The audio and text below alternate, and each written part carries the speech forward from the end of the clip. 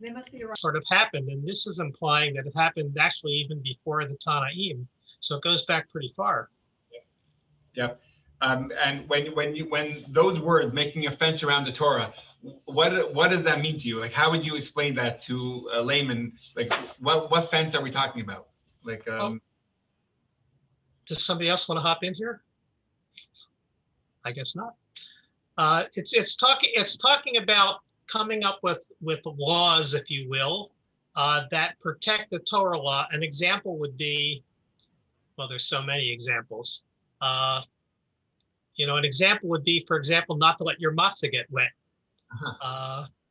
or something more dramatic. Why not to play musical instruments on Shabbat because it may break, and you then would have to carry it, or in other words, rules that come up to protect rules that are written in the Torah. That's what they're talking about, fences.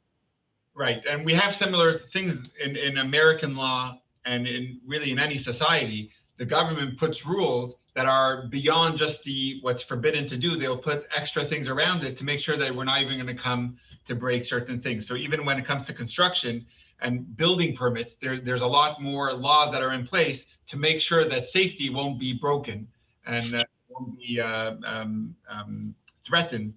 So a similar thing to that is when it comes to Torah law, they'll put more things around, extra rules to prevent a person from being near the taste of sin. In our morning prayers, we say, "Don't even bring me to the cusp. Don't bring me to the hands of sin." We say it in our Birchat HaShachar, "Al tivienu lidei nisayon." So not even having that temptation, which would make it easier for us to remove it from us. So putting a fence around it, just like we do with children. We don't only tell them you can't eat the candy, we'll put it away from them that's not even in their eyesight, which makes it easier for them to not have it in front of them. Awesome. Okay. Barbara, you want to go ahead with Mishnah 2? So Shimon, righteous, he was one of the members of the Great Assembly. The Great Assembly was 120 people from the Sanhedrin, the Supreme Court. They also are the ones that instituted the Siddur. Many of the laws, like Kiddush on Friday night, they're the ones that instituted making Kiddush on a cup of wine or grape juice on Friday night. They came from the members of the Great Assembly. Shimon was one of the last of them, and I realized I didn't turn the page yet. Hold on. There we go. Barbara, is it big enough, or do you want me to make it bigger? No, that's fine. Thank you. Shimon the Righteous was one of the last members of the men of the Great Assembly. He would often say, "The world stands on three things and was created in order to fulfill them: learning Torah, serving God, and doing acts of kindness." Awesome. And most things in the Mishnah are very precise. They're written concise, and they're meant to be elaborated, meant to understand more in it. It's interesting, the order he gives over here is, I'm wondering if there's a focus on the order. Why is it learning Torah and then serving Hashem and doing acts of kindness? Are they all simultaneous, or does one take precedence or priority over the other? I know when it comes to a bar mitzvah boy or a bat mitzvah girl, the blessing customarily in the Chabad circle that we would wish them is that it's 3 words. You should be a chassid, a yireh shamayim, and a lamdin. It means you should be a pious person, humble. You should be fearing God. You should have the respect and reverence of God. And you should be a studious person studying Torah. Over here, he's putting the emphasis on learning Torah first. I don't know if there is a purpose to the order. I'm curious if anyone has thoughts of, when it says learning, serving God, I'm pretty sure it's actually referring to the service of prayer. And there were people in the olden days that their Torah learning took such precedence and priority that they actually wouldn't even interrupt for prayer. Most of us, we could study all day and all night, with the exception of eating and sleeping and praying. At a time, we have to pray. But it seems like from here, anyway, just serving God, I think, is referring to prayer. Taking one over precedence over the other, I'm not sure. Margie, do you have any thoughts on it? No, you just answered it. I was going to ask what your definition of serving God is, and you're saying that it's prayer. Yeah, I mean, and that really is based in the Talmud. I'll just tell you the source, but I would love to hear if you have any other ideas or thoughts on it. In the Talmud, it asks a question. In the Shema that we say every day and every night, it says, in the Shema, it says, "U'la'avdo b'chol levavchem," that you shall serve God with all your heart. So the Talmud asks, I could serve God with every other part of my body. I could understand. You could do so many with your hand, with charity, with your eyes, watching over a sick person. But what type of service can you do with the heart? And the Talmud answers is actually talking about the service of prayer. In the words of the Talmud, what is the service of the heart? That is prayer. So usually when it uses service, it's referring to the worship of prayer. Unless if anyone has any other thoughts on it, how to understand that. I was thinking that this reminds me, I got like this concrete example of like, what else would this be like in life? It would be like if you wanted to build a building, first you would have to study. First you have to understand how to be a contractor. The first rule couldn't be build a building. So you have to first study and then do the work. And then I guess expand or apply what you have learned to the world. Nice.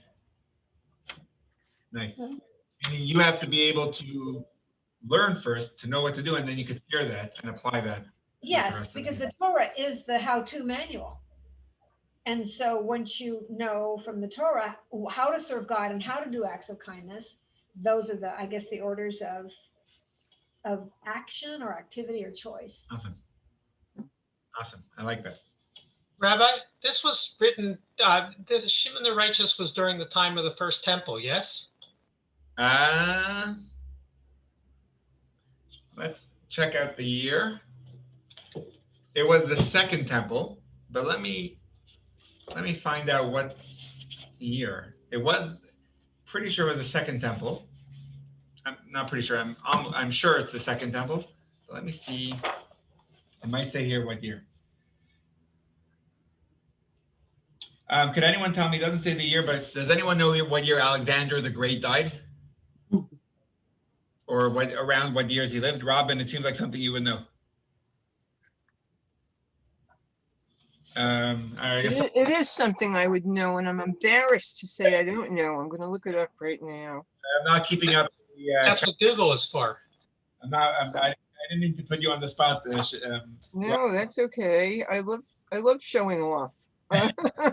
Unfortunately, I don't know. Here it is. He died in 323. During the time of, I guess, the Second Temple, huh? He died in year. No, that's even interesting. I hope I didn't lose you guys on the screen. 323 CE. All right, so that's 200. No, not CE, BCE. Yes. Okay, so that's Second Temple. Okay, got it. Okay, sorry. Rabbi, anyway, my point is that if the temple stood, Avot also included the work they did in the temple. It kind of predates prayer to some degree. In our modern context, we would say prayer, but at the time this was written, it may have referred to temple work.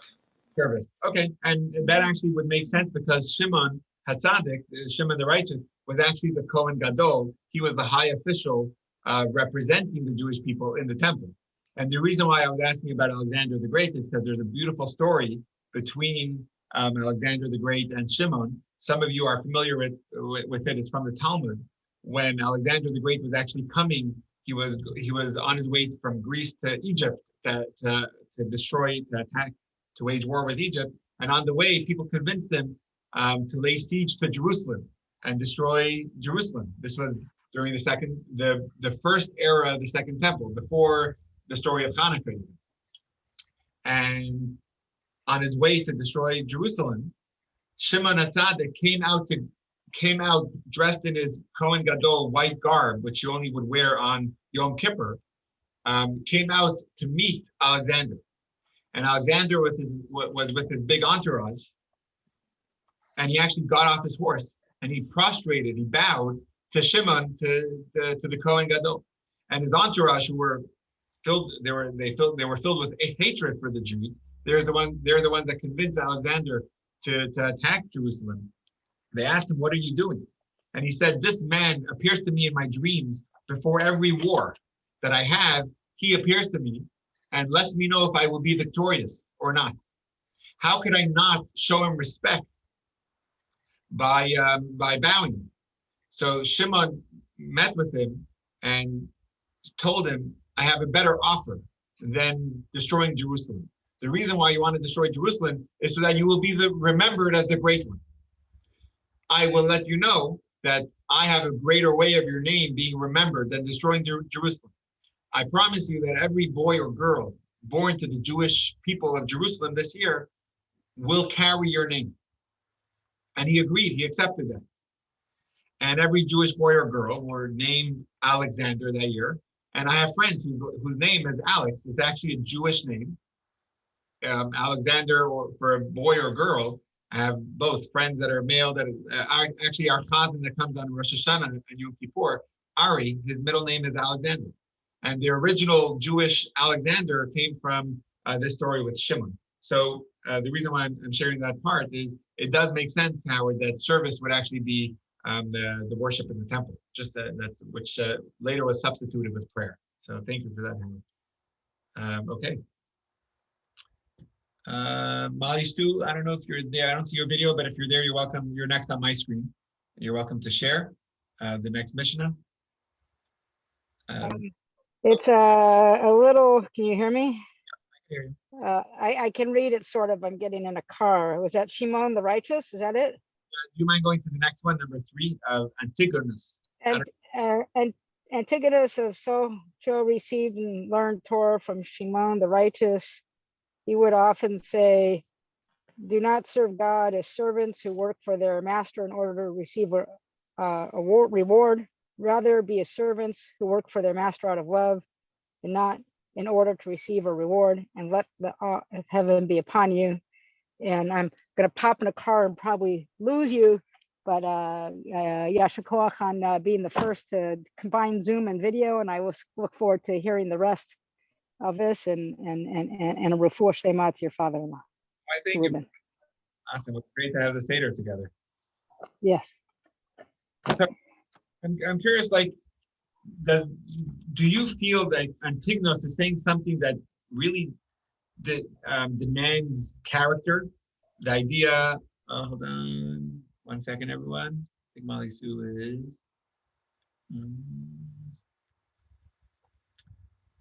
Just going to clear the screen. Okay, hopefully that does it. Got it. Okay, sorry about that. Would it require such character and moral to teach us you should serve not for the sake of a reward? Like, isn't that something natural? As a child, you do the right thing for a treat, but as you grow, maybe after teenage years, you do things because it's the right thing, not because you get a reward. Like, what is so earth-shattering in Antigonus' statement that it would be incorporated in our study? It seems like we're trying to learn ethics, like, acts of kindness, serving for the sake of serving, and not to receive a reward seems almost like the ABCs of Judaism.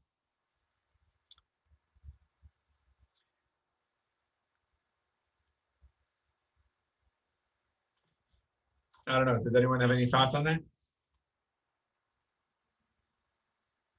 I'm thinking. So I'll just quote it. I'm looking in the a commentary on the Mishnah. He quotes this Rambam that says, I'll just quote it for you. It says that Maimonides writes that when a child is first initiated into the study of Torah, he must be enticed with treats, nuts, and figs. Those were the treats in the olden days. As he grows older, he is promised his shoes and clothing. As he matures, he is promised money, then prestige. But eventually, he must outgrow these shallow motivations and begin to serve God because he is the truth, to do the truth because it is the truth. and serve God out of love alone, as did Abraham. So that's what the Maimonides writes as an introduction to the Talmud. So I just find that to be interesting. Maybe this is like the basics, teaching us that initially you serve for the sake of a reward, but eventually you should be serving for the ultimate purpose, and that's when the awe of heaven is upon you. Yeah, when we're serving for a reward, we're doing the work in order to better ourselves. It's just all for us. It's all about us, unless you serve out of love and not in order to receive a reward. And that's what so many, I don't know, when I think about the Christian religion, it always has struck me that Christians, especially in the, when Middle Ages and when life was really difficult, that they continued their lives because they were just holding out for heaven. It was just do what you do to make sure that you find a spot in heaven, because life down here is too hard. So just think about yourself. Wow. And just giving some historical perspective, this is actually just nice to see how it fits in. And Tignos, by the way, was the student of Shimon, who was mentioned in the previous Mishnah. It's going almost successive in history. So he became the teacher after his teacher died. But Antignos himself had two students who misconstrued his teachings and rebelled against the Torah. They became known as the Sadducees, which took Torah and misconstrued it. So the reason these students erred is because they studied Torah without the proper awe of heaven. So therefore Antignos, their teacher, who saw firsthand the severe consequences of divine service that lacked awe of heaven, emphasized its importance, the awe of heaven, how important it is. And it's interesting what you say. So many times when we serve, when we worship, a lot of times we're actually worshiping ourselves more than God. And it's so important when you serve with awe of heaven, with reverence, with respect. It's done for the right motive. And we see this also a lot of times in relationships. I'm not that old myself. I've only been married 12 years, but I deal with not young teenagers, older teenagers, and people in their early 20s, and they can't really hold down a relationship. And there's a lot of people that are looking for the right relationship, but sometimes it's just a few minutes of conversation, and you find out that the whole time they're actually just trying to pleasure themselves in a relationship. So whether they need camaraderie, but it's all about what's best for them. So many times after a month or 6 months, they kind of get bored in the relationship because the fun is out of it, because it's been all about them. It's been about the thrill. It's been about, and when there's a lot of times they're serving themselves more than being there for the other person, and that's dangerous. So Antignos is reminding us how much awe of heaven, how important it is, and not to forget it. So okay, awesome. Rabbi, may I ask a question? This is Cheryl Cohen. Hi, Cheryl. First of all, it's great to see you. Thank you very much. I'm very excited to be here. You mentioned in the beginning of class the 6 emotional aspects, but I don't know if you told us what they were. Ooh, that is a good question. Okay, so I'm holding, I don't know if you could see it from that far. Usually the video is a little closer to me. And Cheryl, you're welcome to come by and pick it up. Or actually, it could even be found online. It's actually 7 emotional characters, and each day we work on, each week we work on one of the 7 character traits. In Hebrew, they're known as sefirot, and I'll just go through some of them. The first is chesed, which is loving kindness. The second is gevura, which is discipline. The third is tiferet, which is compassion and harmony. The fourth is netzach, which is endurance and ambition. Am I up to the fifth? The fifth is hod, which is splendor or humility, depending on the context. It's more humility. The sixth is yesod, which is bonding and communication, actually what we've been speaking about. And malchut is nobility and royalty. Wow. Those are the 7 emotional characters that we're working on, and they're mirrored of God's character, and that's what we have in us, vested in us, that we have to work on. And Cheryl, you're welcome to swing by. I would love to show you the new Chabad anyway. Yes, thank you. I've been wanting to do that. Copy of the Counting of the Omer. It's written by Rabbi Simon Jacobson. You can find it on Amazon. But if you want it even quicker than a 2-day Amazon Prime shipping, you can just buy tomorrow, and you're welcome to pick up a copy. That's a great book. I've had it for a few years. What's the name of the book again? It's called The Counting of the Omer by Rabbi Simon Jacobson. And Cheryl, God willing, after the class, I could email you the link if that's easy. Okay, thank you. Of course. Okay. Mishnah number 4. We're going to do a few more Mishnahs, and then we're going to focus on Mishnah 6. But just to get there, let's finish Mishnah 4 and 5 as well. Actually, Robin, did you read one yet? I don't think so. Would you like to read? Sure, I'll read number 4. Got to turn the page. Oh, thank you. I have the copy in front of me, so. You ready? Hold on 1 second.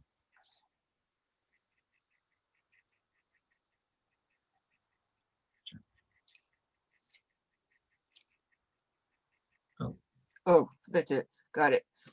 Whoops. Yep. Yeah, Mishnah 4. Okay.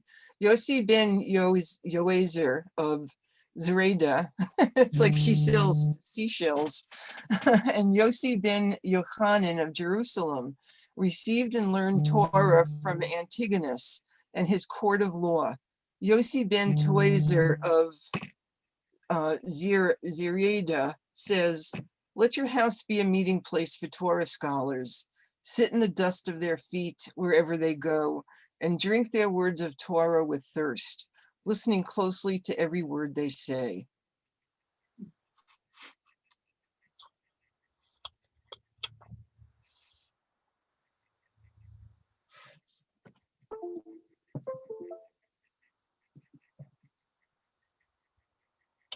Nice. Sit in the dust of their feet. It's like a pretty interesting statement. If you see you can't see the footnote at the bottom. In footnote 3, I just scrolled down. It says, "One who wishes to learn from Torah scholars must be as humble as dust before them." It's the idea of having humility in order to be able to absorb or receive teachings. And I'm curious when it says listening closely to every word they say. I think there's something beautiful in some of the best things I've learned in life actually didn't come from a teaching of my teacher. It came from a conversation with my teacher. Sometimes you learn so much, not just from the Torah that they teach, but from the way they act, and even just in conversation, whether it's about traffic or about weather, you hear the way they speak, and it just gives you a different perspective on things. And that itself, so listening to every word is not just only listening to their Torah classes, it's listening to the way they educate their children or the way they converse with their spouse. All of that could be a lesson in how we learn as well, not just their Torah. So drink their words of Torah, that's the first part, and listen closely to every word. I think maybe that can even be broken up a little bit. Anyone else have anything to add on Mishnah 4? Well, there's sort of that famous story, and I don't remember the character, so I'll let you tell it, about that student who goes under his rabbi's marital bed. And why don't you can do the story probably better than I. Now you're going to make me stumble on my words after starting off with such a story. I want to hear the ending. What happened? But that's actually it's a pretty crazy story. But there was a student who was part of his rabbi's meals and part of his rabbi's teachings, and would walk with his rabbi to the bathhouse and was learning from his rabbis every step. So he also wanted to know how his rabbi acts in intimacy when he's with his wife. So he hid under his rabbi's bed to hear what affection, how he conducts himself, even in his most private life, in his intimacy. And the rabbi, before getting started, I guess, heard his student there and yanked him out from under his bed and said, "What are you doing?" And the student says, I'm here to study, I'm here to learn to how to conduct my life as a Torah person. Take the story or leave it. Definitely don't go under your rabbi's bed. But the idea of learning from your teachers is, and that's, it's a beautiful thing. The best way to know if a teacher is a real teacher is how they conduct, not when they're teaching. You can have some great teachers, but are horrible people. You can learn good education, you can learn good text from them, but you don't want to learn from their qualities of who they are. Actually, in our family, we don't listen to non-Jewish music, because for us, non-Jewish music is a very soulful connection. And when you're listening to a person singing, you're actually connecting to that person. So it's not only the words, but it's also the character of that person. And there's a lot of people, especially in the pop culture, whatever, that their lifestyle is less than perfect. And it's just not someone you want to learn from or live up to. And so we're picky on these type of things. And also when it comes to the teachers for our children, it's actually interesting. One of the Chabad Rebbes, when it came time to educate his own child, and he hired a student, he hired a teacher to teach his child. The first thing he was looking for is the awe of heaven that we learned about before that the teacher has. It wasn't so much the knowledge; it was more the character of the teacher. Which the same Rebbe also was looking to hire a moel, a circumciser, for his child. And he was asked, you have two options. One that is an expert circumciser and has his hands are still and he doesn't shake, but his ethics is not top. Or you have someone who is a little more shaky with a knife, but his ethics and his Hasidic lifestyle is top. And the Rebbe said, when it comes to circumcising, you take the expert with the still hand and the less than perfect ethics, rather than the person with better ethics but a lower track record in his circumcision acuteness. Anyway, okay, let's go to the next one.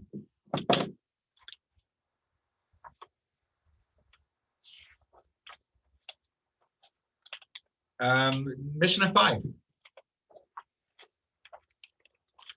Let me see if I could just scroll down on this.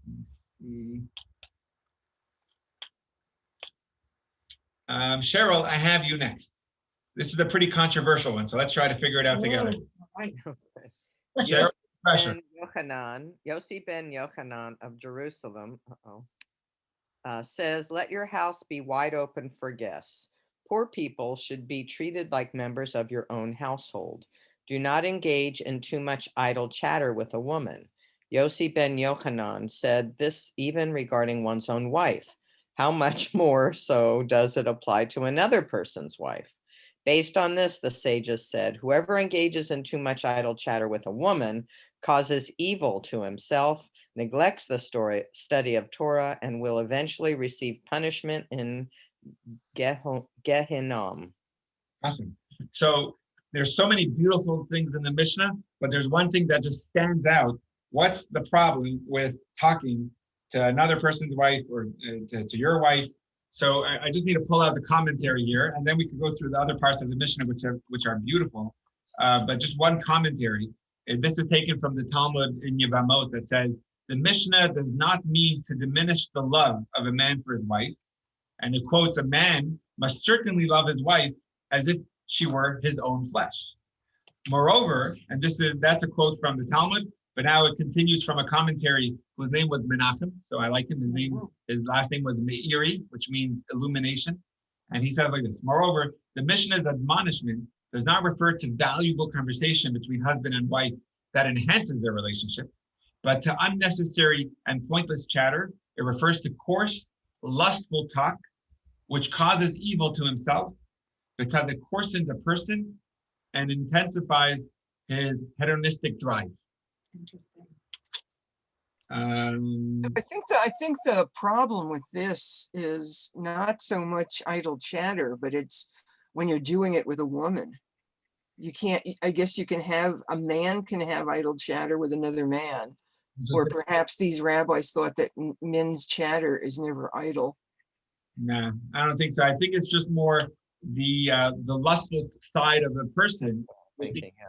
overly enhanced when he's having those types of conversations with the woman. Meaning, I don't think the man could ever be guarded enough because a man is more Unguarded. unguarded. Do you agree with that, Julie? Yeah, I mean, it's a huge generalization. Right. But It we'll is. just say it's observable, and this is from the Torah. It's meant to be. It's meant to be like a fence around our own behavior. So our own potential behavior, observable behavior.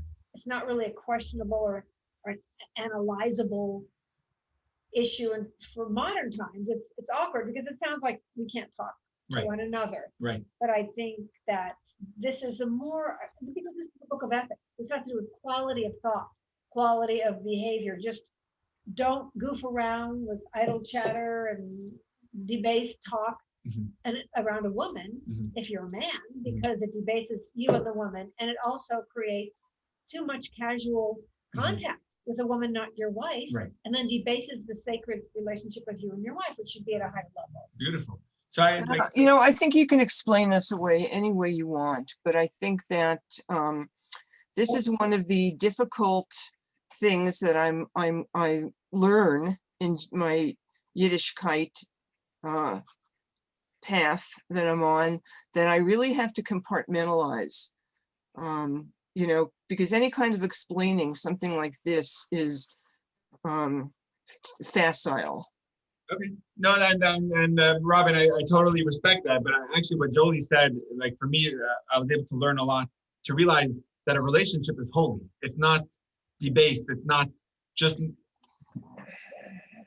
small. And you're right, Robin, and definitely compartmentalize. But like Jolie said, this is Torah, and we're trying to understand it.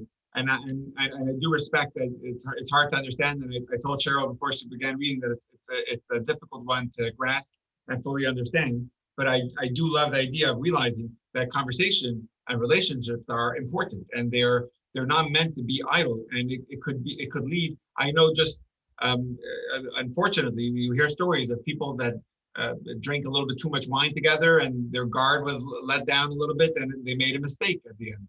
And they learned that they have to be a little more careful. But the mission is putting there at the beginning that you have to be on guard. But I agree, Robin, it's better to compartmentalize. But I do really appreciate, Jolie, what you said. I think that really explains it nicely. And just going back to the beginning of the Mishnah that I guess gets overlooked when we talk about that part. But the idea of treating poor people as members of your own household, which means when they come to your house, they get the same chair that you get. They get the same food, or if they're staying overnight, they get the same plush pillow that you have. That idea, I think, is also a very powerful lesson to learn from. Okay. I think too, you can take this to another level of not just idle chatter with a woman, but idle chatter in general, because men could get into that with one another as well. And where does that lead us? Never down a good path. Yes. Thank you, Cheryl. Well said. Awesome. And Gehinom, Jolie's asking what's Gehinom? It's the Jewish version of hell. It's the place of cleansing after our neshamas, after our souls leave our body. Really? Yep, it's a temporary place where it's not hell. It's which is what you would imagine a person with a devil with a pitchfork and fire. It's more a place. It's like a washing machine where it cleanses the neshama before it continues on to its eternal home of paradise or heaven, which is Gan Eden, which is the Garden of Eden in Hebrew. Okay, the next one is Mishnah 6, and that's one of the main ones that I want to be able to focus on for the next few minutes. It's just such a powerful one. The author of this Mishnah is Yeshua ben Pirke. Yeshua ben Pirke, just giving you a little bit of a context, he lived a little bit after Antigonus, which was around the time of Alexander the Great that we quoted earlier in around 300 BCE. Yeshua lived around the year 150 BCE. He lived around 200 years before the temple was destroyed. And he had to flee Jerusalem. And he went down to Egypt. He was the teacher. This is just a really interesting part of history. He was the teacher of what we call in Hebrew Yashka, which was Jesus. He was a student of Torah, a student of Talmud, and he would follow his teacher. So when his teacher fled to Egypt and Alexandria, his students went with him. In those days, they didn't have Zoom, and the teacher was a teacher for life. So they all traveled together wherever the teacher went. And on their way back, the teacher was very unimpressed with his student, whose name was Jesus. In Hebrew, his name was actually Yeshu. That was actually his Hebrew name in the Talmud. The story is mentioned, where the student, he was telling his friend, wow, look at the hostess of the inn that they were staying in. Her eyes are odd. She has very weird looking eyes. And this teacher was like, what are you busy checking out the married woman of the inn? So he kicked the student out of the class, out of the study. And it's a longer story, but basically he didn't let the student back in. He was still mad. The student came back in to ask for forgiveness. The teacher felt he wasn't being sincere, so he said no. And the student said enough of it. And he left. And he said he took a brick from outside the inn. He bowed to the brick, which was his symbol of idol worship, his symbol of leaving the path of Torah. And that's actually where the story of Jesus takes place. So it's interesting to see his teaching, his last teaching of the teacher that he wants you to remember forever, that is etched in stone, and we study it till today. Is his last one is judge every person favorably. You could see that he had a lingering effect from the repercussion of kicking out his students, and his teaching that he wants to leave you with is judge every person favorably. So that's, if you're okay, we're going to read Mishnah 6, and we're actually going to take our time in fully dissecting it. And I have some other texts that complement Mishnah 6. Margie, I don't think you read yet, Margie. You're next on my screen. Are you able to read Mishnah 6, Margie? Sure, if I could only pronounce all the words. No, would you want me to help you with the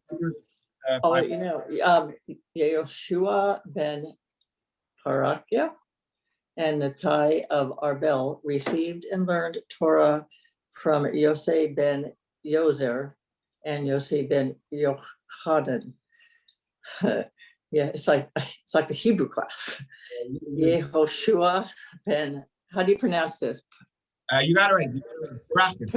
Pirke says, make for yourself a teacher from whom you can regularly learn.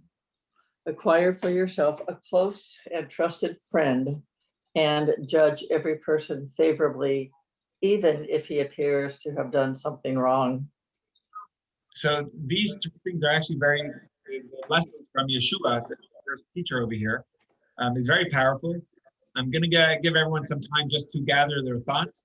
And if it's okay with everyone, after that, I will be sharing another text to complement this Mishnah. And I'll be spending the next few minutes just focusing on this section of the Pirke Avot, the ethics of the fathers.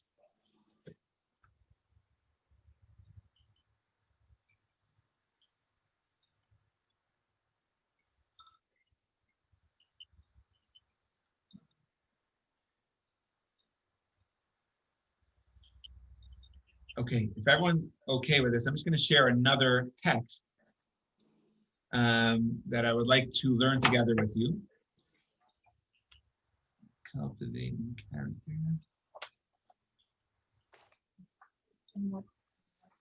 I'm actually, let's see.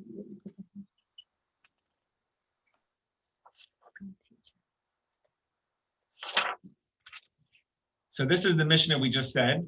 as Howard was saying at the beginning of the class, this is just the raw text. I'm just going to zoom out a little bit.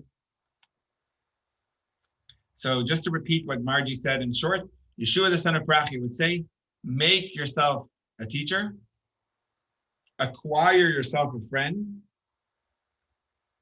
and judge every person to the side of merit.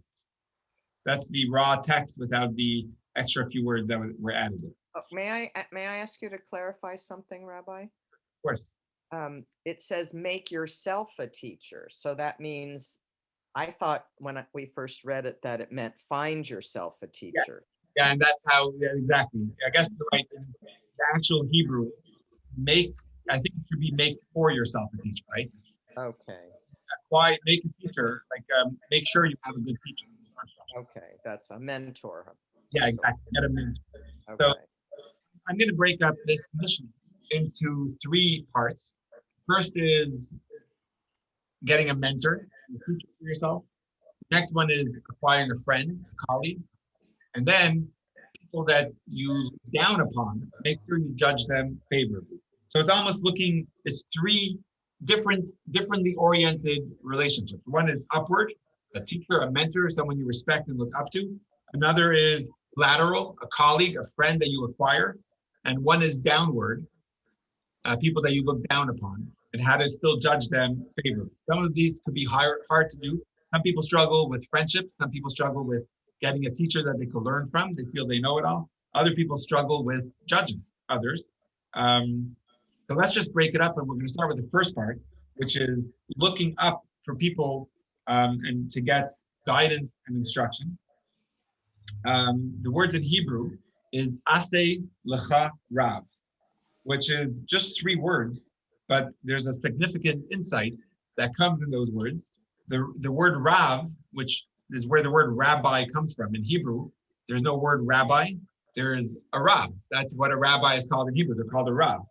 But over here, it's referring to getting a spiritual mentor, an authority that could guide you in life's difficult tasks.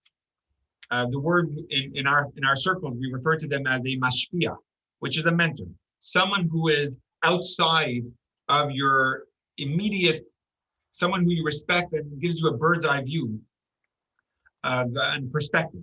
So usually in Judaism, more big emphasis is placed on self-education. It's not just a privilege to be able to study, but it's one of our most important duties to study. In every, we say it in B'shach B'cha Uvkumecha, that you should recite the Shema, you should pray and study Torah, V'dibarta bam, speak these words of Torah at night, in the morning. The minimum is every morning and every night to be studying Torah. And we're known as the people of the book. We're always supposed to be studying. And yet, over here we're being told we still need to have a mentor, to appoint a specific person to be our teacher and our guide. And there's something so powerful here that I think is there's something beyond what a book could teach you, beyond what Google. So many people nowadays are just learning from YouTube and Google, and they're all good things. You can learn how to do so many things, but nothing can beat having someone that knows you personally, that cares for you directly, and that could guide you, and that you would trust in helping you make decisions. Having a mentor that Google and Wikipedia will never be able to do for you. That's something very powerful that is almost synonymous with Torah study. It has to come from a teacher. Just one of my favorite stories that I love sharing around Passover, some of you perhaps have heard me share this recently, is the story that took place around 130, 140 years ago in Russia. One of the great rabbis of the day, his name was Rabbi Chaim of Brisk.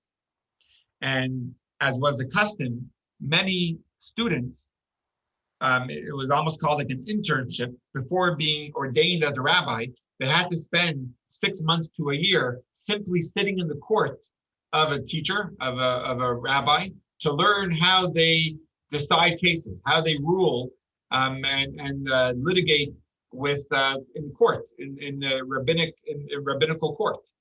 And it was the day of Passover, hours before the Seder. And a woman comes in frantic. Now, I want you all to know that on a rabbi schedule, the busiest days of the year is Erev Yom Kippur and Erev Pesach. Erev Pesach, they're busy selling all the chametz of their community, and many people have questions of important caliber. And in walks a woman to the court of this great rabbi, and her question is, could I use milk for my 4 cups instead of wine? And the students are listening, and the rabbi is thinking, stroking his beard, pulling out books to try to come up with the answer. And the students are shocked. It's the basics of laws of Passover 101 that you need to have wine or grape juice for your 4 cups. Nothing else could substitute it. And he's spending 15 minutes where time on Erev Pesach is so valuable. They couldn't believe it. Of course, they didn't have the chutzpah to interrupt their teacher.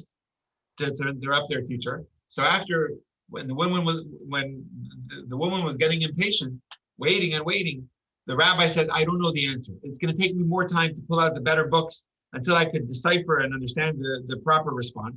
So I'll have time after the holiday. So for now, here's some money, buy wine, because I don't know. I'm not equipped to give you the right answer. So buy wine, and after the Seder, we'll revisit the question. She left happy. She had the money to buy the wine. And the students go to the rabbi and says, how could that be? Why did you know the answer? It's such a simple law. And he says that she doesn't have wine for her Seder, and she's asking if she could use milk. That means she doesn't have meat for her Seder either. And if she doesn't have meat, she probably doesn't have matzah. I didn't want to embarrass her. So it was so much more important to answer the person than to answer the question, because she wasn't asking about milk. She was asking for help. She wasn't asking Allah, she was asking from the heart. But I didn't want to embarrass her, so I found a way to help her without her feeling the shame. There's something so beautiful when you have a teacher, they care for you. They answer in your eyes. They see a window into your soul. And that's something that could get lost in the modern age, but I find that to be something very valuable. Even more important than that is relying on a teacher. Sometimes even more important is a lot of times a person is blinded by their own self-interest. If I have to make a decision, a lot of times my decision won't be the correct one because I'm blinded sometimes. We all have that experience of observing someone we know that is intelligent and caring, but is acting in a way that is destructive to themselves and could be destructive to others. Everyone else can see it, then you almost want to shake that person and say, what are you doing? And that's an intelligent person. But sometimes they get blinded, and you need that because their judgment is being clouded, and they need an outside person that cares for them, that has the ability to shake them to their core and say, stop, this is what needs to happen. So with that, I would like to just to give you a perspective of how sometimes the greatest people could be blinded and not realizing the ramifications of their actions. Just an interesting story from the Talmud. It's taken from tractate Avot of a great rabbi. He was also a Kohen Gadol, the high official in the temple. He was one of the greatest. And Debbie, I think I have you next on my screen. Do you mind reading where it says a man once brought? Sure. A man once brought the gift of the first fleece to Rabbi Yishmael ben Elisha. Just a second, Debbie, sorry for interrupting. The first fleece in the olden days, the first shearing of the animal would be brought to the temple and was given as a gift. It was like the tithing. It was given as a gift to the Kohen, but really it could have been given to any Kohen. Any Kohen was fit to receive the first fleece, but he chose to give it to this Kohen, Rabbi Yishmael. Let's see why. What are we doing? Oh, You're on this, I'm actually the on next. the book. This one. Ew. Yeah, I'm sorry. I'm skipping to the. Okay. It's on the screen, and therefore for me it was just What the page? page 5. Okay, thank you. Oh, actually 6 under English. Okay. All right, go. Rabbi Yishmael asked him, was there no Kohen to whom to give it between where you came from and here? The man replied, I have a legal issue with someone. So I thought that since I'd be seeing you, in any case, I'd bring it to you. Rabbi Yishmael said to him, I am disqualified from hearing your case. He also refused to accept the gift from him. I'm just going to scroll down a little bit. Give me 1 second. All right, go for it. Go ahead. Rabbi Yishmael appointed 2 other rabbis to judge the case. As the person was presenting his arguments, Rabbi Yishmael found himself thinking, if he would argue this point this way and emphasize that point the other way, he would have a better case. Subsequently, Rabbi Ishmael said, "See how corrupting a bribe is? I didn't even accept the gift from him, and even if I had, it would have been something to which I am entitled by law. Nevertheless, I'm inclined in this person's favor. How much more so? How much more so one who accepts a bribe?" So awesome. So we're talking about one of the greatest. I don't know if any of you are familiar with the liturgy on Yom Kippur.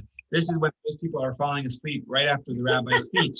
There's a section in the afternoon, the longest section of the Yom Kippur prayers, where they talk about the 10 martyrs, Jews, the great Rabbi Akiva and his colleagues who were murdered by the Roman emperor in cold blood. They took the elite. One of them, his name was Rabbi Ishmael. He was the judge of the Jewish people. He was the Kohen Gadol, and he's saying even he is being blinded by a bribe that he didn't even receive. He refused the bribe, and he refused to judge the case, and he was still being inclined in that person's favor. So the point is, there's so many points to learn from this text. First, the basics is don't receive bribes, but there's obviously so much more. How much we could be blinded. So a lot of times, where in Hebrew the expression is Adam Karov Eitzel Atzmo. A person is very loving to themselves. So you're always going to see yourself in the best possible light, and sometimes that judgment could cloud the truth. And therefore, you need a mentor, someone who cares for you, that is outside of your family, that can actually give you a perspective. The hardest part is actually accepting the perspective, because a lot of times when you listen to a mentor, you're supposed to follow their instruction. And a lot of times it's hard. It's called Kabbalas Ol, which means accepting the yoke, accepting the call, accepting what is being told to you. And a lot of times it's hard. Sometimes you don't want to follow something. I have a mashpia, my wife Adina has a mashpia, and it's incredible to listen, and not only listen, to follow. And you're almost committing to sign up. I asked the person, could you be my mashpia? And this was years ago, and he knows me very well. And he's been there through thick and thin, in hard decisions and other decisions. And it's amazing. And the hardest part is actually following through and listening to these guidances that, nowadays it's almost like do what you feel, do what you want. But sometimes, no, you're not supposed to. You're supposed to hold yourself back. Margie, I see your hand is raised, and I'm sure other people would have a perspective on this. Margie? Yeah, so I was just thinking, I can't actually remember the specific incident where something was going on in somebody's life, and I thought it was a big mistake. But they didn't ask my opinion, nor was I their mentor. And I thought what they were doing was horribly wrong, and it would never work out. And it did for them. The point that I guess I'm trying to make based on my experience and my work with what I would call a mentor or a sponsor is, I don't know really what point I'm trying to make here, except sometimes a mentor doesn't have all the answers possibly, and that maybe they're more powerful as a listening tool to throw out different suggestions, but I don't think anybody can 100% assume what is best for someone else to do. Does that make sense? I think it does to me. Margin, I think also that when, Can't hear you. can you hear me now? Can you A little bit. And all right. I'm thinking about how when it says here to find a friend, find yourself a friend, it doesn't necessarily say follow them blindly or do everything they say. No, I heard Menachem saying that though. Right. I heard that it's sometimes difficult to accept advice from somebody who knows you very well and has a very clear perspective on you and who has helped you before. In other words, there's a trust factor there, and sometimes because we love ourselves, that Hebrew term that we have a tendency to love ourselves, it's hard to open ourselves up to contrary advice. I think it's vitally important not to blindly accept or feel like you have to, not to blindly accept what somebody says to you without personal judgment, without trust that person. Right. And also not to feel like you can also do that to someone. That's where I definitely think. I feel like they just listen to what I say without judgment, that my judgment is enough. And so this is good guidance for me. It's a tough one. Yeah, and my experience, I think, is definitely different. So I guess whatever works for each other, but my experience is real different. Because I do have my mentor who actually doesn't give me advice, but just throws out various scenarios, or will throw out possibly his experience in a similar situation. So then I have options to look at. So it's just, I guess, all different for all of us, possibly. But yeah, because what I had heard Menachem say is that we would take the advice of this mentor, and I strive not to give advice to people. And if they ask specifically, I still won't give real advice unless it was an experience that I have had, so I understand it better, if that makes sense. You know, there's a fire across the street, and I'm a little distracted. So there's a house burning across the street from my house. When that happens. Yeah, so I'm a little distracted. Sorry. Wow. Maybe Ryan's out there. You know, I have an example, Margie, of something that when my son was getting ready to get a dog, actually, he had already gotten the dog, didn't ask for my advice. He'd gotten the dog, and I thought, oh boy, this is a disaster waiting to happen. He didn't know how to take care of himself, let alone an animal. And boy, was I ever wrong. I sure learned about how he, you know, has the potential to, and that animal brought him more peace and more joy than I could have ever imagined. And so, yes, I heard what you were saying, Margie, and I agree with you that as a mentor for someone, I always have been guided to share my ideas through my own personal experience. Exactly. That's what I meant. Yeah. Much more helpful and less godlike. We're not God. We don't know what is the right. And the dog's that's a great example, because, and even if it had been a mistake, then that's how we learn. That's right. That's right. Anyways. Awesome. And also, I would also just add that the method that we're talking about, it's not like shopping for advice. And but it's also not just offering advice to anyone who's going to be anyone's mentors. It's really a relationship that is built over years. Mhm. One person that you're trusting and you're going to them. It's not really, you're building a relationship that is obviously almost Torah mandated, and you're realizing that you're hoping to hear a voice of a Torah message through them. So I'm not gonna... I love the part that talks about judging others favorably, because even when we care about somebody as we would both as a mentor and as the person asking for someone to be a mentor, we've developed, or we're working on developing relationships with these people. We still are human enough to judge what they're doing. And so this Mishnah of judging others favorably even when they've made mistakes is a huge leap for us, I think. Agreed. Yeah. So let's go on. Thank you, Cheryl. So we'll go on to the next part, which I think this part of having a friend, which was the next part, it actually, the Hebrew is kamei lecha chaver, which means acquire a friend, which means it's not just friend that you make at a bar and you go golfing with. These are friends that know you as well as you know yourself, right? The definition of a friend, the way we're saying it here, the Rebbe once described to someone. Someone once asked the Rebbe, what's a Rebbe? And the Rebbe responded, the Rebbe's supposed to be a good friend. And the guy's like, come on, good friend? That's a Rebbe? That's why you're a Rebbe? And the Rebbe responded, well, what's your definition of a friend? He's like, we go out for Friday night dinners together. And the Rebbe says, my definition of a friend is someone who rejoices with you in your true celebrations and your promotions, is saddened in your times of sadness, and you could share your deepest secret with, and they don't look at you any differently. They don't judge you any differently. That's a friend. So to have such a friend, it's people who you could share the burdens and joys of life with.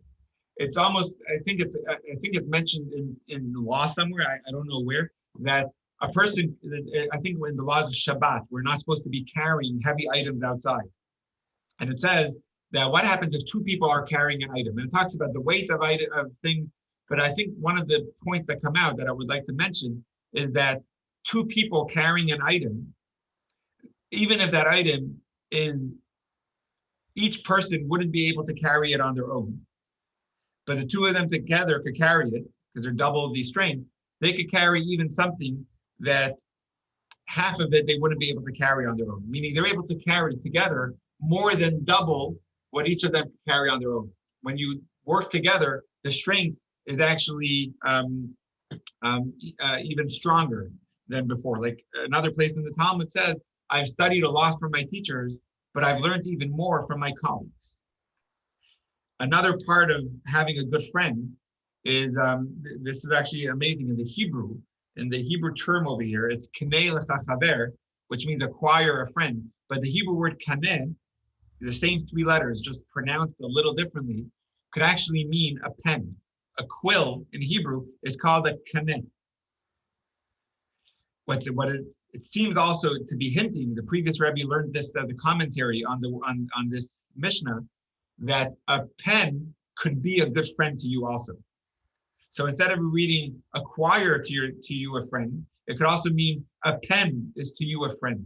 What it's saying is a lot of times when you jot down your thoughts and write it down, or if you need to make a decision and you write down the pros and cons and you keep a journal or you keep memoirs, sometimes that could be the most liberating and help making decisions could be coming from a friend. The previous Rebbe, out of all the Rebbes, the previous Rebbe wrote the most. So much rich teachings and stories of ways of Judaism we know from the previous Rebbe, from all his writings he did since he was a young child. But the Talmud, let's go with another story. This is quite a famous one. I don't know if any of you heard of this. It's the first time, what do they call when they freeze a person and they come back to life, like you see? Cryogenic. Is that what it's called? Yeah. Okay, so here's the first cryogenics, if that's what it's called. It's taken from the Talmud in Tainus. So again, the Talmud was written around 1800, 1700 years ago, and it's quite a long text. Who is next on our screen? Isabel, are you comfortable reading? Not sure if you're there, Isabel. If not, we'll go to Jolie. All right, Jolie, Yeah. If you're looking inside the book, it's on page 8. If you're looking on this, I'm here. I just couldn't unmute myself. here, Isabel, thank you. The book is on page 8. Oh, no, I'm sorry. All right, so all the way from the top, is it zoomed in enough for you, Isabel, or do you want me to zoom in a little more? Yes, I think it's big. I think I might. Well, when I get to the bottom, I'll tell you. All his life, Honi wondered about the meaning of the verse, Psalms 126:1. When God will back the exiles of Zion, we will have been like dreamers. So just, I'm going to interrupt you there for a second, Isabel. There's a verse from Psalms that says that we're like dreamers. When we come back, we're going to be dreaming when we come back from the exile. The exile from Babylonia was a 70-year exile. So he says, we're going to be like dreaming for 70 years. He couldn't understand the verse that says, how could you be dreaming for 70 years? When we returned back from exile from Babylonia, there was a 70-year gap until we went back to Jerusalem. So he couldn't understand that verse. Is it possible for a person to sleep and dream for 70 years? One day he was traveling on the road and he saw a man planting a carob tree. He asked him, "How long does it take for this tree to bear fruit?" The man replied, 70 years. "Do you think you will live another 70 years?" asked Hani. The man replied, "I found carob trees in the world because my ancestors planted them for me. So I too plant them for my children." Hani sat down to eat and sleep overcame him. A rocky formation enclosed him and hid him from sight, and he slept for 70 years. When he awoke, he saw a man gathering the fruit of the carob tree, and he asked him, "Are you the man who planted the tree?" The man replied, "I am his grandson." Said Hani, "This means that I slept for 70 years.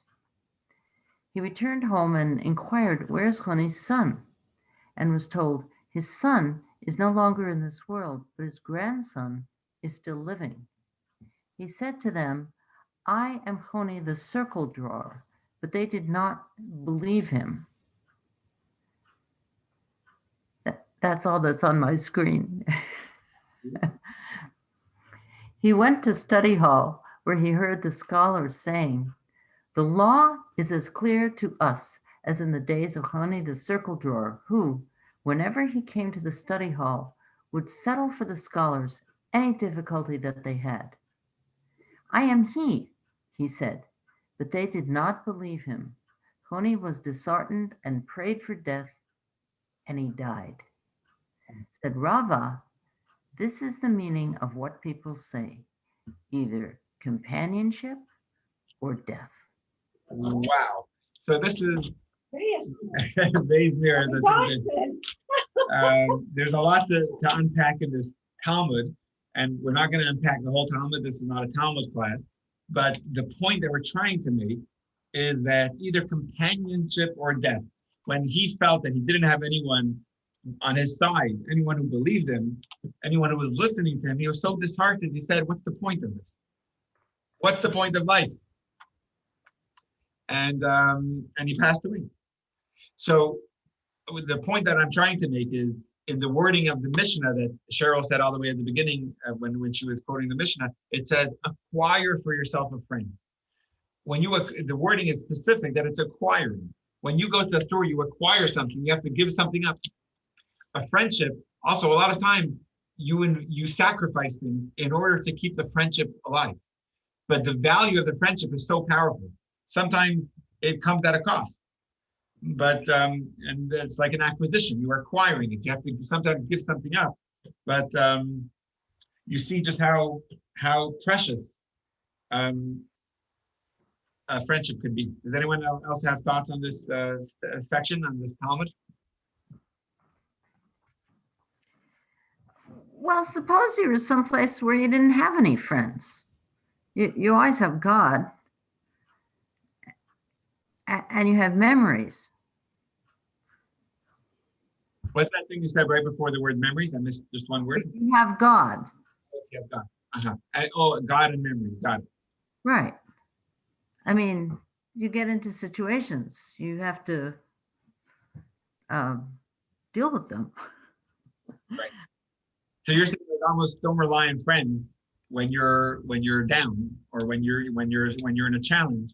You kind of have to rely on your faith and rely on yourself to get through it. But that's not what the prior writing said. That you needed the three things. Mm-hmm. You need to help people, you need the Torah, you need to have companionship, you need a teacher. So I think that the point of this is more the value of companionship rather than how to attempt to live without it. Mm-hmm. Although I don't disagree with what you're saying in terms of if you don't have friends, you use the resources that you have, you use your faith, you use your study. But I think what this particular writings are saying is the value of companionship, extrapolating or expanding upon find yourself a friend. Mm-hmm. And if you don't, life is less, it's bleak. Mm-hmm. Thank you, Joey. I think too that no matter how good a friend is, because we're all human, unless and I suppose if one is on a spiritual path, one would want to pick a friend who is also on a spiritual path, one that they can trust would be on that same kind of journey along with them, or it wouldn't work as well. But I think that because people are human, friendships can break up. And it's a great loss when that happens. And sometimes you do find yourself feeling friendless. Right. Wow. Barbara, do you have anything to add on this? Oh, and I see Debbie also. All I could think of is what a good friend Tessa is to me. And she's not even on the class and you're saying that she must be a really good friend. That's beautiful. Yes, Debbie, let me hear. I just had a thought popped into my head that about finding a friend, it could actually mean, since the first thing is to find yourself a teacher,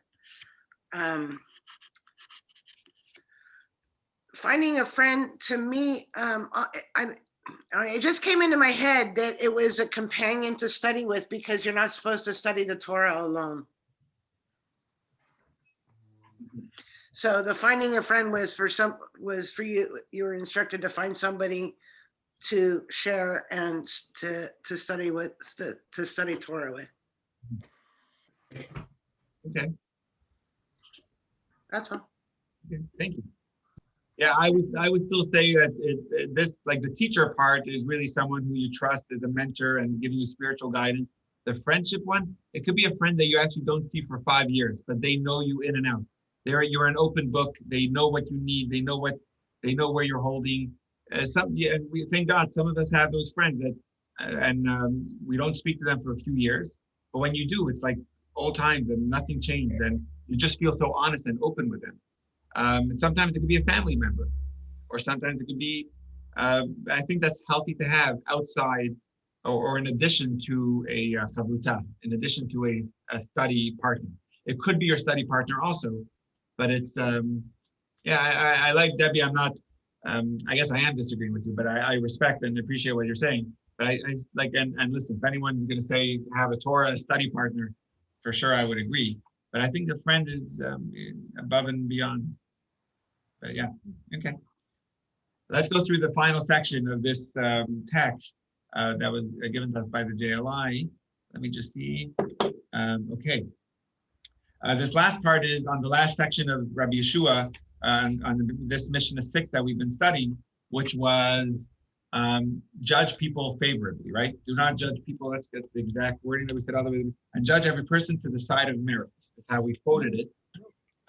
So let's see that in a text from the tractate Shabbat, but this is probably the hardest one for us to really learn from. It's easier to have a friend than to have a mentor, but it's much harder to not judge someone. We do that every day. That's my biggest challenge of all these. I'm very holy about these other ones. When it comes to the judgment, that's really hard. So that's the one I want to unpack. There's a really cool section from the Talmud that we're going to end the class with, but it seems that sometimes if we would have done the same thing, we would have found the merit or the excuse of why we had to do this. But when someone else does it, we're the first one to judge and say, "Oh, look what they did." And sometimes it demands a different perspective. Sometimes it demands us not jumping to conclusions and quite to do the very opposite, to judge favorably. Instead of assuming the worst, sometimes we have to actually assume that we don't know everything that's happening. We don't know the bigger picture. Just an idea of not knowing the bigger picture. I want to illustrate this with this beautiful Talmud. It's a heavy duty one of you almost want to slap the guy in the face. Let's see what happens. Barbara, I think we're back to you. I think everyone got a turn to read. I'm going back up the screen now. I didn't read. Oh, I'm sorry, Jolie, you're right. All right, so Jolie will end off with the last text. Perfect. There was a man? Yes. Okay, can you guys hear me? Can you hear me okay? Yeah. Okay, good, okay. There once was a man who came down from the upper Galilee and hired himself out to work on the estate of a wealthy landowner in the south for 3 years.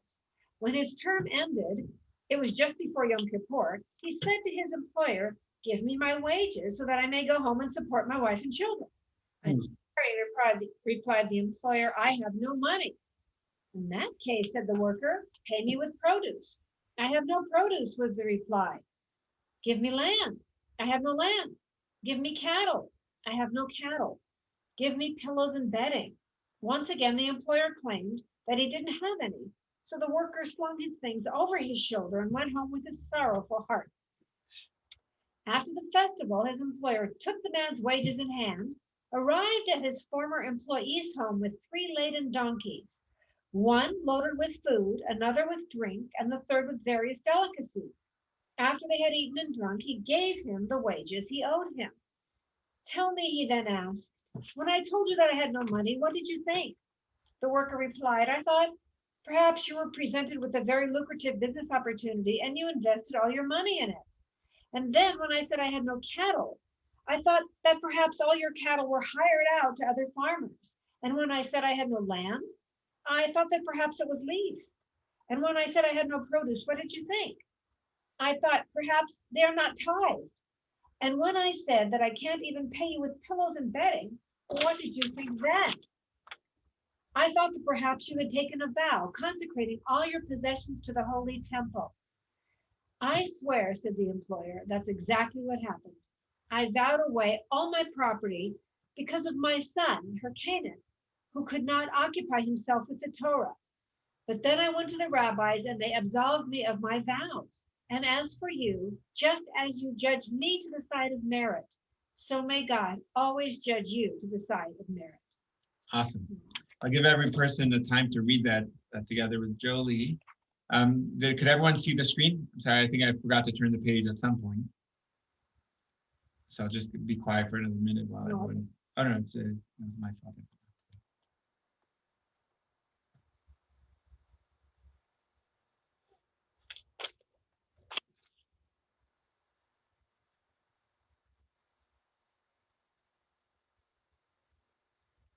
So I hope everyone was able to read along or at least hear Jolie because I forgot to turn the page. But this text, like when the guy is so wealthy and he's saying, I have nothing to pay you, who wouldn't judge the landowner and say, what are you talking about? Give me my money, you owe me. And the landowner actually had nothing. And the person actually judged him favorably. So it's a very powerful text to realize to what extent we're not supposed to be judging someone. And actually, on the contrary, judge them favorably. It almost seemed that we're supposed to have a double standard. And what I mean by a double standard is when it comes to our own shortcomings, we're supposed to not judge ourselves favorably. We're supposed to see our shortcomings and own it and make them better, and not try to excuse it, not try to justify it, not try to find a scapegoat or an excuse. But when it comes to someone else's shortcomings, then we are supposed to justify it. We are supposed to come up with a reason and try to see, maybe it's not, maybe I don't see the full picture. So usually in Judaism, we're not supposed to have a double standard. But it seems like from here that a double standard may be in place. Some of the great examples is by King Solomon. He was only, King Saul, who was the first king. He actually lost his reign, he lost his kingship after just 2 years of being king. And it was given to David. Why did Samuel, the prophet, take it away from him? Is because he didn't own up to a mistake he made. He was supposed to listen to God. He decided he's going to figure out a new way of interpreting what God wants. And Samuel said, he asked him, why didn't you do what God wants? And he started finding excuses. He says first it was the soldiers. It was the men at war's fault. And then he says, I did listen to God. He was trying to find and that's when he lost it. That's when he was fired. When he stopped listening, when he tried to find excuses. Adam and Eve also, when God asked them, what did you do? And they tried to find excuses. The man is blaming the woman is blaming the snake, everyone is taking the blame onto someone else. That's where the punishment was coming from. That's how Rabbi Yosef Albo, a commentary, learns it. They lost the ability to ask for forgiveness, to own up on their mistake. So I think what we're trying to understand here is when it comes to someone else, you're supposed to be able to cover up their mistakes and find the favorable judgment to them. That's actually the meaning of the Hebrew words, which is the mitzvah. That you should love another person as much as you love yourself. So the third Chabad Rebbe asked, how is that possible? How do you love someone as much as you do, as much as you love yourself? So the beautiful answer he gives is just one line. He says, as much as you love yourself so much that you would cover up mistakes that you would make internally, that's how much you should try to love someone else. Try to cover up their mistakes. It's such a simple teaching, but such a hard one to actually practice. That when someone else does the same, cut someone off on traffic, and you found an excuse of why you had to do it, but when someone else is doing it, you're cursing them and everything. So I find that just to be a beautiful lesson or teaching. And one last thing, the previous Rebbe as a child went to ask his father, why did Hashem, God, make us with only one nose and one mouth, but with two eyes? Why God should have given us one eye just to match the one nose and the one mouth? And the answer he gave is because there's times when we have to use our right eye and times when we have to use our left eye. When it comes to seeing another person, we should see them with our right eye, which means with love. The right side is always showing on benevolence, kindness, warmth, and favoritism, like a love, empathy. But when we look at ourselves, sometimes we have to apply the left eye and work it within ourselves with a little more discipline, a little more critique, and working on bettering it. So just a beautiful judging ourselves, judging others favorably to the side of merit is something that, as Jolie was saying, it's such a hard thing to practice. And it's just one line in the Mishnah, but it's a beautiful thing to start working on ourselves and working on others. Cheryl, I'm sorry, I know you wanted to looking here, so I look there. Yes, I know. There's something that occurs to me that often, because I am self-absorbed, and we are, as you know, humans probably lean in that direction and have to watch it. And I agree with you that judging ourselves and being honest that we've made mistakes is critical. However, if we're too critical of our mistakes and we don't forgive ourselves as God forgives us, we can't forgive or accept another. So I think we have to watch both sides of that for ourselves, as well as so that we can then do so for others, because if we can't judge ourselves favorably either. Thank you for adding that in, because a person has to know themselves, and maybe you actually need a mentor to actually help you know which side you have to lean towards. But I think Maimonides says it, that whatever side a person is on, if it's too far to one side, you actually have to balance it out by going a little more to the other side. So the way that Maimonides gives it as an example, if a person is overly stingy, they have to break that habit by becoming overly generous. Right. But even being overly generous is not always such a good thing. So eventually you have to stabilize yourself with going in the middle path. Sometimes a person is overly humble, and then if they're being treated like a shmata, they have to go to the other side a little further to balance it out. So I think over here also, if a person is too critical of themselves, then they have to be able to excuse themselves a little more, justify it. But when a person is too excusing of themselves, and we all know, we all do it ourselves, then I think they do need to take the opposite path a little bit further to be able to then balance it out. But that's beautiful to be able to know yourself, Cheryl, and know which card you have to pull out of your pocket. You know, a beautiful teaching from the Talmud is in one place it says, you should look at the world as if the whole world was created for me. Just like Adam, he was the first person, he was the only person. There was a whole world and one human being. And the teaching of the Mishnah is elsewhere that you have to look at the whole world, that it's created just for you. But in another place, it says you have to look at yourself, that you're as lowly as dust and ashes. So which one is it? Am I the top of the world, or am I dust and ashes? So it's almost, the way I understand it is, you're supposed to have both cards. If you're feeling too high on your horse, you have to pull out the card that says, I'm nothing but dust. And if a person is feeling like a shmata, they have to be able to pull out the other card and say, no, the whole world was made for me. I could do this. And I think, Cheryl, it's beautiful to know you need a good friend, and you need a good mentor to know when to judge yourself and when to and not. Thank you for adding that. And all right, classes like this, thank you. But this was great. I have a lot to unpack in my mind and my heart. Lots of learning to do. So thank you all for joining. Same time, same place next week, God willing. If anyone likes, I could actually send you the text of the. I know you're reading it online, but I could actually send you the text of the Pirke Avot that we were reading, so you can prepare it for next week. And if you have any commentaries on it, you would be able to do. Just email me, and I'll be glad to email you the PDF, so that we have it. Also, it's beautiful here in this gorgeous new center. You can see it in the background. Can you guys see some of it in the background? Yeah, if you haven't been here, come check it out. I'd love to have company next time. Awesome. Right. Well, Laila Tov, everybody. And we're just taking a 1 to 10 vote over here. How do we do in terms of incorporating the Zoom and the in-person? I'm still trying to figure out a 5. Okay, good. Yeah, 5.